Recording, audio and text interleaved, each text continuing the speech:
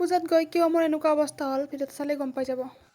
Hello' everyone, তো কেনেকুৱা গৰম চলি আছে আপোনালোকেও জানে। একদম এই গেলা গৰমত ওলাইছোঁ আজি মনসা পূজা চাবলৈ। মানে মনসা পূজা চলি আছে আমাৰ ইয়াতে ছয়গাঁৱতে জাৰাবাৰী বুলি এটা মন্দিৰ আছে, আৰু তাত যাব ওলাইছোঁ।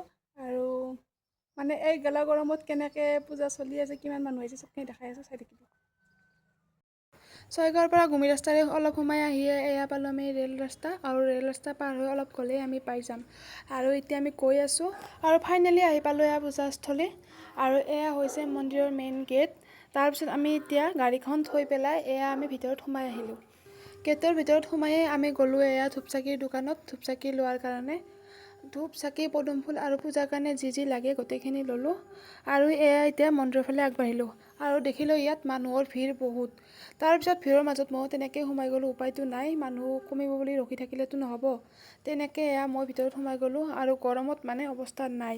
আজিকালি য'তেই যাওঁ ত'তে মানুহৰ ইমান বেছি ভিৰ নহয়, মানে অৱস্থা বহুত বেয়া হৈ যায়। ইয়াত বাৰু পূজাটো ইয়াত হ'বই, কিন্তু বাকী ঠাইতো চব একেই।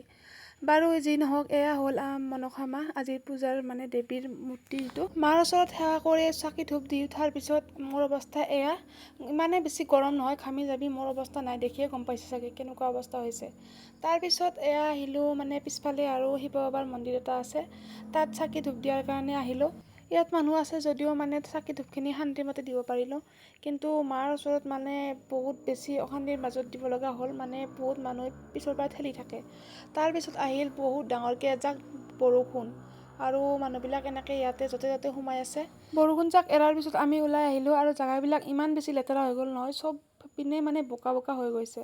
আৰু এতিয়া আহিলোঁ আমি মাৰ প্ৰসাদ হিচাপে দিয়া খিচাৰি ভোগ খোৱাৰ কাৰণে। আৰু এইবিলাক মানুহ মানে পেণ্ডেলটো বহুত বেছি ডাঙৰ, যিহেতু বহুত বেছি মানুহ হৈছে, মানে বহুত বেছি মানুহ একেলগে ধৰিছে। আৰু খিচাৰি ভোগ খোৱাৰ পিছত আহিলোঁ আমি ইয়াৰ দোকানবিলাক চোৱাৰ কাৰণে, আৰু জেগাবিলাক বহুত বেছি লেতেৰা হৈছে, মানে ঘূৰিবৰো ইচ্ছা নাই। তাৰপিছত আমি সোনকালে তাৰ পৰা যাওঁ বুলি আমি ওলাই আহিলোঁ, আৰু বহুত বেছি যিহেতু গৰম, এটা আইচক্ৰীমো খাই ল'লোঁ, মানে কুলফি। তাৰপিছত তাৰ পৰা ওলালোঁ। মাৰ ওচৰত মনৰ পৰা আকৌ এবাৰ সেৱা জনাই তাৰ পৰা আমি আহিলোঁ।